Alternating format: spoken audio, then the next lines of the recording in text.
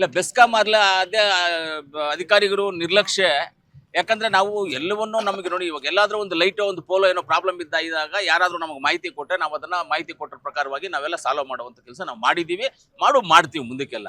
ಆದ್ರೆ ಅದು ಒಂದು ದುರಾದೃಷ್ಟ, ಒಂದು ಚಿಕ್ಕ ಮಗು 7 ವರ್ಷದ ಮಗು ತೀರೋಗಿರುತ್ತದೆ. ಆಗಬಾರ್ದಾಗಿತ್ತು ಅಂತಕ್ಕಂಥ ಮಗು ಅಂದ್ರೆ ಯಾರಿಗಾದ್ರೂ ಮಗುನೇ, ಈ ದೇಶದ ಪ್ರಜೆನೆ.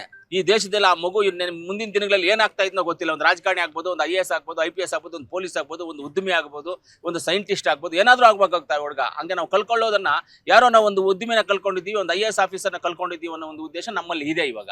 ಅದು ಆ ಥರ ಆಗಬಾರ್ದಾಗಿತ್ತು ಎಲ್ಲ. ನಾನು ಅದನ್ನು ಮಾತಾಡಿ ನೂತನವಾಗಿ ಪ್ರಾರಂಭವಾಗಿರುವ ಶ್ರೀವೇಣು ಟಿವಿಎಸ್ ಶೋರೂಮ್ನಲ್ಲಿ ಟಿವಿಎಸ್ ಕಂಪನಿಯ ಎಲ್ಲಾ ರೀತಿಯ ಪೆಟ್ರೋಲ್ ಮತ್ತು ವಿದ್ಯುತ್ ಚಾಲಿತ ಬೈಕ್ಗಳಿಗಾಗಿ ಎಂದೇ ಭೇಟಿ ನೀಡಿ.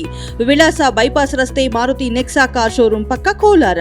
ಹೆಚ್ಚಿನ ಮಾಹಿತಿಗಾಗಿ ಸಂಪರ್ಕಿಸಿ 9986833899 ಅಥವಾ 9986933299.